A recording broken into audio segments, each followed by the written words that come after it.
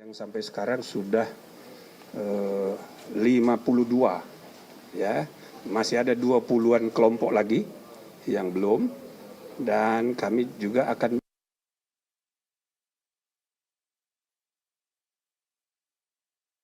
bencana di sana, juga ke Sulawesi Selatan, kemudian ke beberapa daerah yang lain, tentu tidak semua, tapi memastikan kita akan mendengar aspirasi dari mahasiswa, dari kampus-kampus, dan juga masyarakat di daerah-daerah.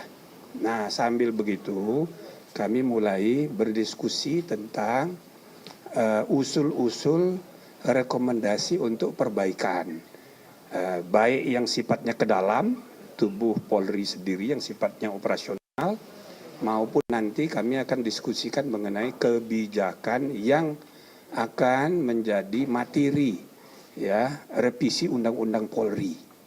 Nah, itu nanti pada bulan ketiga kita akan fokuskan untuk menyusun rancangan Undang-Undang Polri yang mau tidak mau usul-usul perubahan struktural, perubahan kultural, maupun perubahan instrumental kepolisian sepanjang menyangkut kebijakan yang fundamental dirumuskan di undang-undang.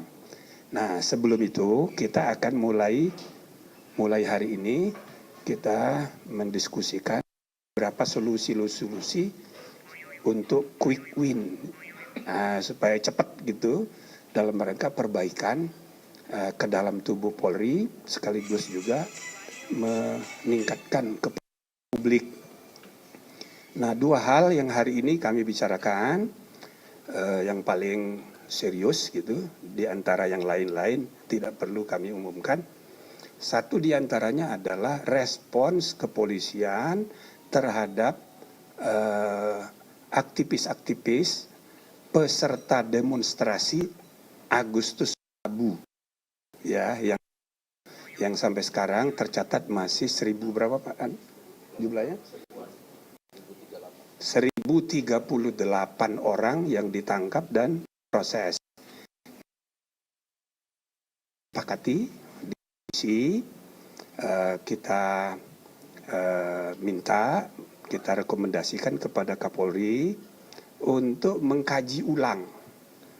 Tujuannya supaya ada pengurangan jumlah, jangan 1038 itu termasuk terlalu besar. Meskipun demonstrasi yang kemarin sangat masif, tapi jumlah ini kita sarankan untuk dievaluasi sehingga bisa dikurangi.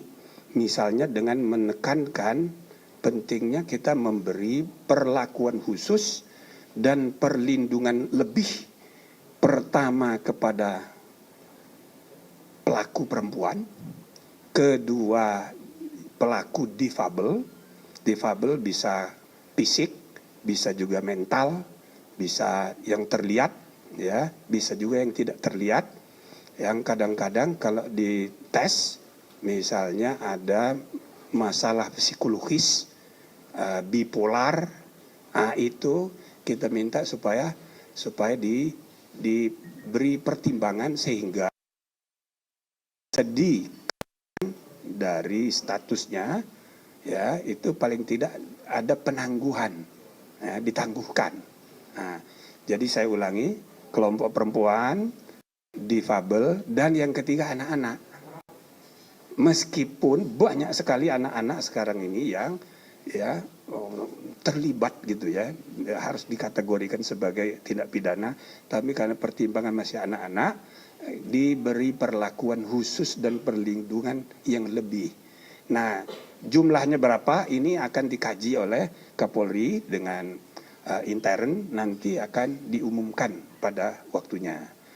Yang kedua, yang tadi kami juga sepakati, karena KUHP dan KUHP baru itu akan mulai berlaku tanggal 2 Januari 2026, maka kita memberi rekomendasi, saran kepada Kapolri untuk segera mengadakan evaluasi dengan memanfaatkan dukungan tim transformasi internal yang juga selalu ikut di dalam pertemuan-pertemuan, rapat dengar pendapat dengan Komisi Percepatan Reformasi Polri, supaya mereka bisa segera mengadakan evaluasi, menyiapkan perubahan Perkap dan Perkop, peraturan polisi dan peraturan Kapolri yang menyangkut ya aturan-aturan pelaksanaan dari KUHAP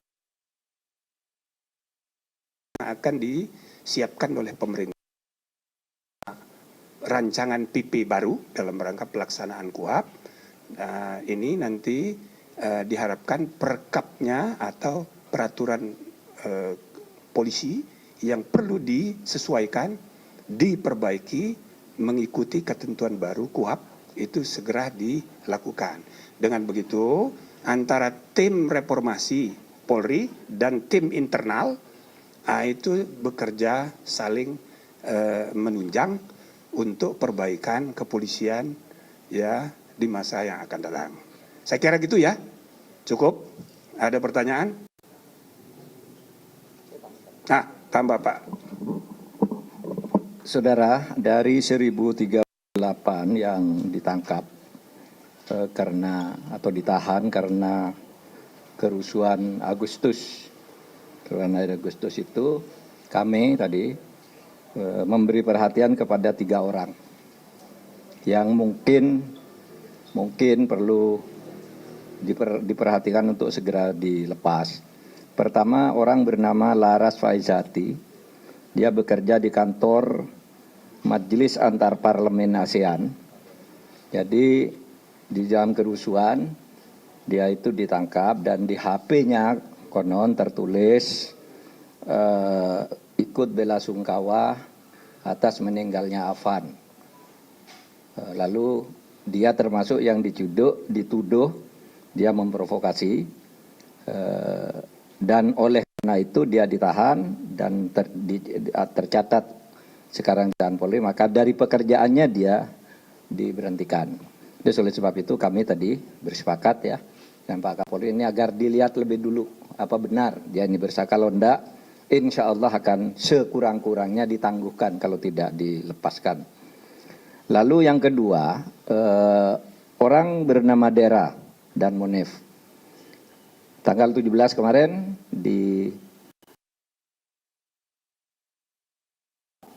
oleh Polda Jawa Tengah. Dia adalah aktivis lingkungan hidup, tetapi pada waktu dia ditangkap atau kemudian dibawa dan ditahan itu, dia diberitahu dia sudah tersangka dalam kasus kerusuhan Agustus. Penetapan tersangkanya 14 November, kemudian penangkapannya 27 November. Dia tidak pernah diberitahu surat ketersangkaan itu. Orang ini adalah aktivis lingkungan, sehingga kita minta ketentuan tentang anti-SLAPP, ya, perlindungan hukum terhadap pegiat lingkungan hidup, saksi, pelapor, terlapor, dan ahli yang memperjuangkan kelestarian lingkungan hidup itu diberi perlindungan khusus oleh kepolisian. Oleh sebab itu kami juga menyarankan dan kami tadi semua tim dengan tim dari Polri setuju untuk memprioritaskan melihat ini. Mungkin kalau Pak Idam masih itu paling Senin, tapi biasanya lebih cepat kalau Polri. Jumat mungkin sudah selesai besok. Mudah-mudahan. Nah itu aja tambahannya. Mudah-mudahan semuanya berjalan lancar. Ya, jadi khusus untuk lingkungan yang 3 orang itu. 3 orang. Jadi 2 aktivis lingkungan, 1 ya. Nah khusus yang lingkungan ya perlu juga diberitakan ya untuk mengingatkan masyarakat luas. Ada pasal 66 Undang-Undang 32 tentang lingkungan hidup tahun 2009. Bunyi pasal itu ya, setiap orang ya yang memperjuangkan ya hak atas lingkungan yang baik dan sehat tidak dapat dipidana atau digugat perdata. Nah, itu undang-undangnya sudah eksplisit disebut begitu di pasal 66 Undang-Undang 32 tahun 2009 yang seringkali kita ya tidak ingat karena udah 2009. Tapi itu undang-undang berlaku dan itulah yang disebut pasal anti-SLAPP. Anti-SLAPP itu artinya anti ya strategic litigation atau strategic lawsuits against public participation.